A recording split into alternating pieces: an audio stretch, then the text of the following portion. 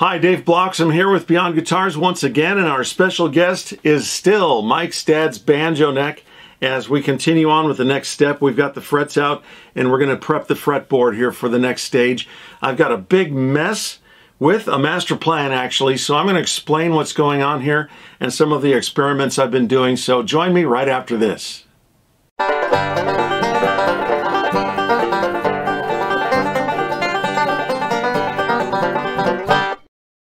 Okay, well, this is going to be a little interesting. I've got a lot to talk about here, and kind of the madness is going on at the moment. But let me show you what I'm thinking here. It's kind of complicated. And it's complicated because the wood we're trying to repair here is not only rosewood, which has color tone to it, unlike the ebony that I'm pretty used to working with. Ebony mostly is, you know, the good ebony is really black. So you don't have a lot of color tones to deal with, and I've filled divots with black ebony sawdust and super glue, and that's worked out really well. In this case, we've got a little bit more complex problem. Not only is it rosewood, but it's also very old, and you can see that the color variation is quite a lot across the board, and it's pretty dark, actually. It's been handled a lot over the years, and it has changed color with time for a couple of reasons there, but so that kind of complicates things. We're dealing with rosewood, but I have to assume, and it's been suggested to me, that this is Brazilian rosewood, which is no longer available. It's been restricted by the, how do you pronounce it, CITES or CITES organization. They're the organization that protect endangered species around the world, and their most notable species was elephants, African elephants, and they brought an end to the legal ivory trade across the world, and that's a good thing. So I'm not criticizing the CITES organization. Brazilian rosewood has been overcut, so now it's restricted, and there is no international trade going on with it anymore, at least not legally. So I can't get any, and I don't have some. I'm kind of limited in my fill choices here, but there are how many ways we can approach this. 4 ways that I'm considering filling these divots. Now, but you know, I've got some divots here right next to my inlays, like in this spot where I've got a chip of wood there. I will explain that. We've got some other spots right next to the inlays. It really would need to, you know, remove the inlays. I don't want to do that if I want to do anything aggressive with it. Woodworkers, they tend to do a different thing here, and it's something that is definitely doable, and that is to route out an entire section of the fretboard and replace it. But once again, I don't really have a wood to match it. So that's one way of approaching it, and I've thought a lot about that, and that's just to completely remove the parts of the fretboard that are most worn and inlay another piece of wood. So that's definitely a possibility.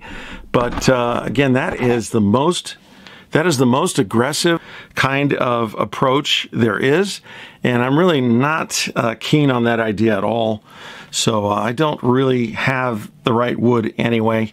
What is the right wood? Another piece of Brazilian rosewood may not even match, because that would be a new piece, and this old wood is very discolored from time and use. So what I have here is a piece of Bolivian rosewood, actually. I don't know if that's a species or just a country of origin, but you can see I've taken some samples of it here, but I will explain what I'm doing with that. It is a pretty close color match, especially the darker areas, and so that's possible for either sawdust repair or wood chip repair. I'm actually going to try that here. I've got a piece of Bolivian rosewood that I have, and it's a chunk that seems to fit pretty well right there in that little small divot. So I'm going to give that a try, and we can press that in there and get that super glue to hold it in. The other method, which I've done quite a bit, is the old sawdust and glue routine, where you just use that kind of filler in the low spots and then sand it smooth, and it actually gets a very nice smooth finish. Okay, so those are kind of my options, but you know, I've done some experimentation, and I also have this glue boost kit I have mentioned before, and so just kind of a quick a quick thing about CA glue. CA glue was, kind of first introduced to the market as a glue, and it is a great glue. We use it all the time here in this kind of work, but over the years, and we've had it on the market now for, over 40, 50 years, something like that, people have adapted it to other uses. It is actually now considered a viable wood finish. So it's not just a glue. It can also coat wood and protect it like you would with lacquer or urethane or oils or other things like linseed oil and stuff. So the old trick is to use sawdust and glue to fill low spots. And of course, people kind of assume that sawdust from your original workpiece is going to be the best match. But that has a problem, and it's not really true. And that's because sawdust, when it's exposed to super glue, has a wood finish on it, and it wets it. And it changes color. And that's usually why finish is put on, to make it more attractive, and it brings out the grain and everything. Here you can see on my little test piece, I've got this piece of Claro, which I'm using for two things. I'm experimenting with the sawdust from it, but really it's just here for me as a little palette, and I'm doing some experimentation on it. So let's bring it up closer, and I'll show you what I've been doing. I've got some test samples here. The dark patch, I'll use this file as a pointer. This little dark patch right here is a pile of sawdust from my Bolivian rosewood. So that's what this produced with the super glue. And this is mostly bare, but actually there's a little stripe here and a little cluster right here of a very limited amount of sawdust from my fretboard. So this is actually the original dust from the fretboard. And here I have some sawdust with CA glue, and this sawdust is mahogany. And I've seen some people use mahogany to fill Brazilian rosewood because it's a much lighter wood. And I'll show you the mahogany I have. Got this chunk of mahogany here, and you can see it is much lighter, of course, than our fretboard. But when you expose it to super glue, it looks like this, which really isn't light at all. It's very dark, very dark. But are we using sawdust to fill with the glue as something to simulate the texture of wood? It fails at that. This does not look like the wood grain we have here in our workpiece. None of them do. They don't look like wood grain. They look like a pile of sawdust with fibers going in all directions. That's what they are. And there's no structure to the fibers. And in this one in particular, you can really see the little fibers of wood embedded in the glue. In this one, you look closely, you can see it looks fuzzy. And so the wood sawdust is actually in there just for the color. But which sawdust do you use? And what do you do about the fact that it doesn't look like wood when you're done? It really doesn't. It doesn't look very good. Now the color on some of these, the Bolivian rosewood is actually pretty close to some of the darker areas. Now, of course, because I've only got patches with super glue, then the sawdust has changed color and the rest of the fretboard will not. Although we've got such a mottled color here, we've got kind of some leeway just on that fact. Now, one thing I've seen done and was suggested to me is the old carve out, a scoop of wood and take a wood chip and glue it in the way I did with my chip outs when pulling frets. And that's an idea I'm going to do right here. So I have actually carved out a piece of the rosewood here. So if I glue that in there, I think that I can at least add a little color to it after that and make it look pretty good. Every single job is a learning experience. So I'm always learning how to do something a little differently. So that's nothing new for me. I just continue to use what I know and try and apply those things to what my problem is at the moment. So there we are with our little fret tang dam, so we don't get glue down in that slot. I got my wood chip that I carefully made, and that's going to go, can we see that on camera where I'm going with that? I think so. I could scoot it over a little more. So I'm going to lay that right there. I'm going to put a little glue under it. And then I'm going to put some accelerator on a piece of plastic. And I'm going to lay that over the piece and clamp it on. And it should set up pretty quickly. And this is my little piece of plastic. I just got it off a piece of packaging. It's fairly thick. So what I'm going to use is my stick fast. It sets up faster than the glue boost, so I like it for that. So I'll get this nearby. The convex side goes down like that. I will prep the spot with a little glue.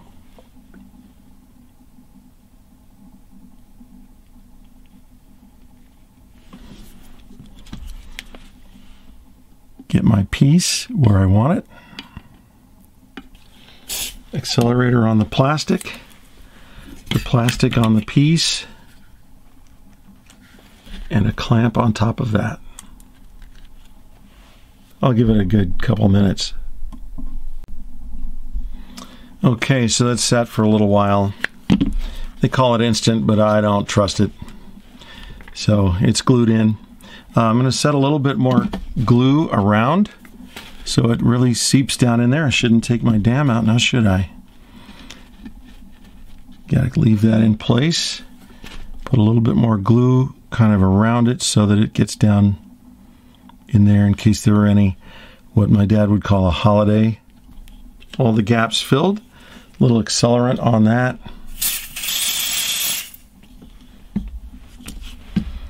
Now this stick fast does stick fast. That's a fast glue. Get my file here. I'm going to start out with a file. My fret file. I like to use the file because it tends to not wear away wood that's already smooth. It tends to wear away roughness, and I'm holding it so that it's really balancing on that high spot and mostly not touching the rest of the fretboard anyway. But I know that the file is really not terribly effective against the nice smooth surface that we've already got there. So now I pretty well have that piece, a little piece that I inset into the divot filed down. We're down to the glue now. I'm going to switch over to my leveling, I call it a straight edge. It's actually sanding block. And I'm going to put pressure on that area where it's going to ride high until it's flat. It works pretty well. Of course, the chip isn't going to match this old rosewood, but it's pretty good, you know. And once I do oil the fretboard, it's going to blend. And as it ages, it will look more and more like its surroundings. So a little bit harder to see now, isn't it? Not quite so evident. I've got my little fill right there. So all in all, success. Looks pretty good. I'm not going to argue with that. Once we get the sawdust off, you can see it is a little bit different color. But all in all, pretty good. And I actually could touch that up with a little bit of the glue boost just to get the little spot around it a little better. And there's another divot over here along the edge over here, but I think I'm not going to do anything like fill it with wood. And just to test this out, a small amount of lemon oil on that just to see what that might do to it. Yeah, it looks like a little lighter. I could stain it. So we've got success there. I like that. It's actually filled the divot. We've got a little chip right on the edge. I will go ahead with some glue boost once I get that ready. Now I've decided not to use that method here because of the shape. I wanted to get the gunky stuff off the surface. So I did this off camera, but I took my card scraper, which is the curved one, and I used this part of it, which I did sharpen also, and I put it right in there, and at an angle I can drag it across. Now it wants to track like the edge of a ski. It wants to go that way, but I'm holding it with my hand against the edge of the neck, so it can't do that. And that way I can narrow the profile of the scraper, get it down there, and clean it out. So, you know what, that's a little bit rough in there too, which is nice.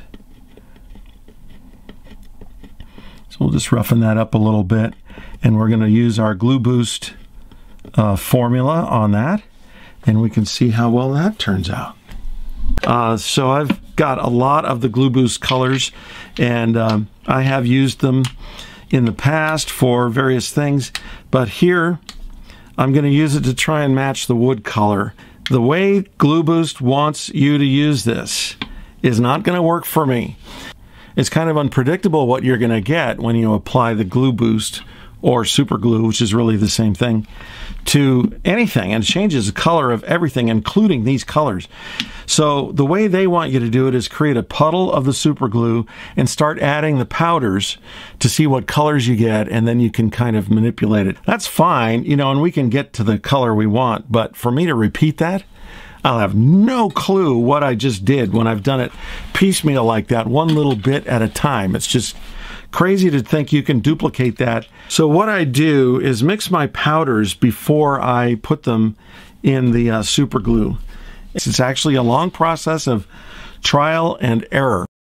Well, I'm going to save you the grief of going through the trial and error with me, so I'll speed it up and just kind of give you a general idea what I'm doing. I'm selecting the colors I've experimented with before.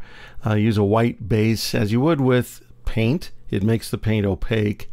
And then I can add colors to it. I'm adding some black and some brown and some amber to it. The amber actually gives it a little bit of a red tone like rosewood has. I tried adding red, but it just turned it purple. And then I found out that amber was the key to making it work as well as it does. You'll see here that this, before you add CA, it looks like cigarette ashes. It really doesn't have any color at all. And then you add the CA to it, and magically it begins to look like the wood tones I've been trying to get. So I'm going to spread these into the divots, and it will overlap them all. So we'll just get it all in there and then file it down. I like to use, we'll shoot it with some accelerator and come back later when it's hard and can file it. I like using the file because it, at least initially, because it tends to not scrape or do anything to the flat surface. And once I get the top of the stuff down, I use the sanding block there. So there's my end result. I've got the wood on that part right there we're looking at. That is a piece of the the rosewood, and the CA Glue Boost product doesn't look as good as I had hoped. So I'm trying to add some color just to see what I can do before giving up on it. And I'm using some wood stain on it. The rosewood actually works better with the wood stain than does this synthetic product. So, you know, I'm not improving it here, but I'm trying to, and just don't want to give up on it yet. But, you know, it is easier to remove right after you put it on than it is maybe a day or two later, because it continues to harden and set up. So now is the time to make a decision. But I took all of that stain off, and now I've decided to just get it out of there. So I've got my carving tool, and it's really not hard to get out. So going to move on to the other process that I've already found works really well, and that is to glue strips of wood into the divots and then file and sand them down, as they will be real rosewood. Now my camera shut off as I was doing the first group. Those are 2 strips of wood in that divot there, but I've got more to do. So plenty left to see. Ready to go. So I've got my wood chip there that's ready to go in, and I'm just going to score the bottom of the divot so that the glue has a little bit more to bite to, and then I can set in the little chip of wood and get that glued in. So we're just going to orient that and get the glue into the divot, and the wood chip in my other hand, or flake, or whatever you want to call it. I'm ready to put it in there. The CA, just get it oriented exactly where I want it. I'll cover it up with actually a card scraper. It works as a caul, a flat caul, really well for this, so I'll just put the plastic with the accelerator on it, and then my flat scraper goes there as a tool to set that in there. So I'm just carving away at the wood. Next I'll use the file and the sandpaper, and I'll let myself take over from here.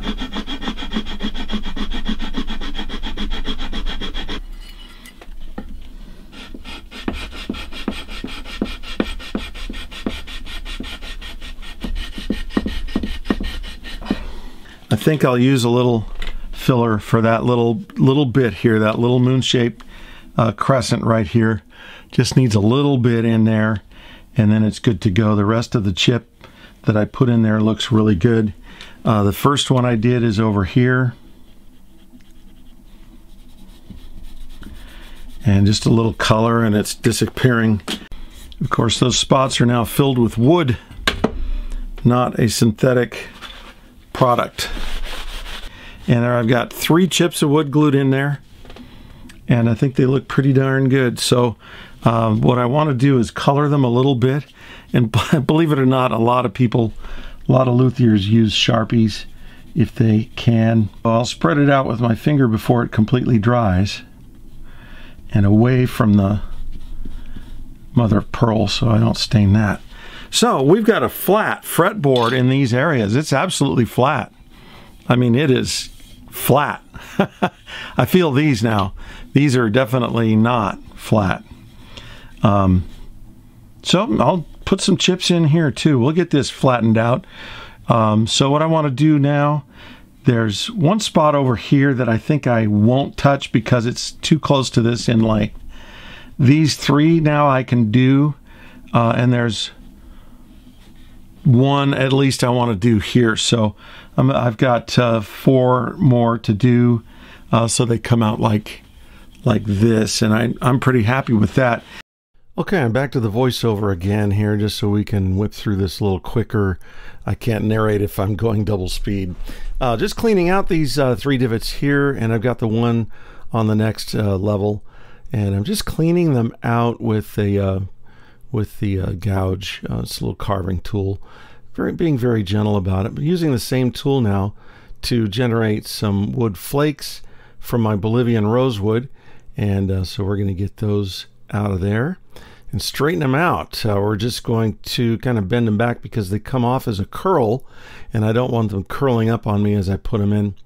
So I'm just lining them up here where I'm going to put them with the glue, but right now just doing a little dry fit and trimming them up a little bit so they fit a little better. Of course, they're going to be sanded down, so anything that overlays or overlaps will be removed. So just getting my eye on those there, and then I'll just slide them a little bit out of the way so I can put glue in the slots, and then it will go ahead. Now I like doing them all 3 at once. There's a reason for that. I don't want to sand on the fretboard any more than I have to, and if I did them individually, I would have to sand it 3 times. So here I'm putting them all in at once, and I only have to sand once. So I'm just being as gentle on the fretboard as I possibly can be. So that's the kind of reason I'm doing all 3 at the same time. So I'm just using the sheet metal here, and then we just do a little, as I have on all of them, just kind of filling in any little blank spots that there might be. And then we'll be filing them down. Now I've got kind of a divot here still on the one closest to me, right over here. And so there's a bit of a groove right here. What I'm going to do is take a thin, real thin shaving. I have a thin shaving right here. Flatten it out. I need to kind of roll it back into a flat shape. When I peel these off the wood with my gouge, it kind of curls them up as they come up, and you get an outright curl from it. Okay, so I'm going to go ahead with the stick fast and lay this piece in here with the medium glue, cyanoacrylate, which really becomes a plastic, when it solidifies, it is then an acrylic. Thus its name, cyanoacrylate. But there is no cyanide in cyanoacrylate. If you ever thought there might be cyanide in it, that's not it. It's not cyanide, okay? It's some other term. I'm not real clear on what the cyano means in cyanoacrylate, but it ain't cyanide, okay? So it's not really toxic. It can kind of seem that way, and it is very irritating stuff. So it's good to treat it with respect, but it's not going to kill you like cyanide, okay? It's just not the same. All right, so I've got that little chip in there, and you know, they always look ugly before they look better, but I'm just going to fill in around it a little bit with just some pure CA. We'll just kind of get it in there, get it to flow. Now I'm using the stick fast, so this is gonna go fast. The glue boost is slower. If you can see the reflection, I mean, there are no divots here. Keep your eye on that. You remember that before? It is flat. Like you get the light to shine right off of it like a flat mirror. Look at that. It's great. I'm happy. It's actually a good point in time to actually file it, because this stuff gets so hard, you know. It's really pretty hard stuff. Acrylic is a hard material, and that's essentially, it's in the acrylic family. So to our sander, we can see that whiteness is the CA. It's kind of a white dust. So I know I'm still working the CA.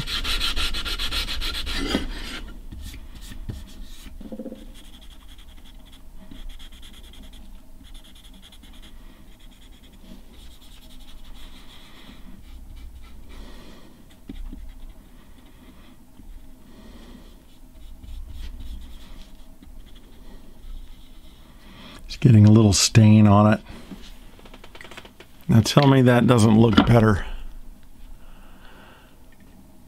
Tell me that doesn't look better. That one area right there. Some of the surface.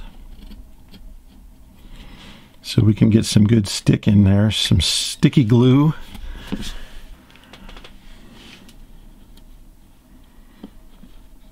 The middle of that locks in there really well. We'll go with our CA medium. I've got the metal plate ready to go. I'm using it as kind of a caul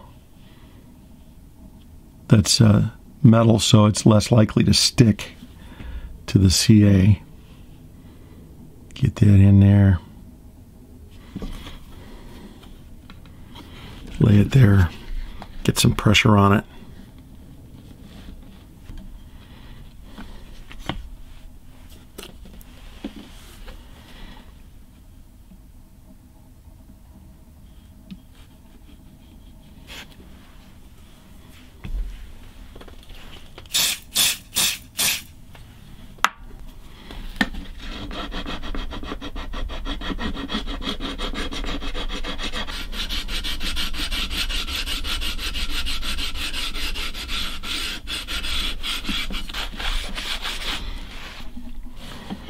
And there you have it right there. That's the little spot I just fixed. It's just a little light spot on the wood now. It doesn't feel like anything. We're just going to give it a little color too. Let that kind of work in. Rub it around. And now it looks pretty much exactly like it did before, or better, as we have a nice flat surface here once again. So all in all, a big improvement over what we had, and it certainly is nice and flat now. So I'm super happy with it.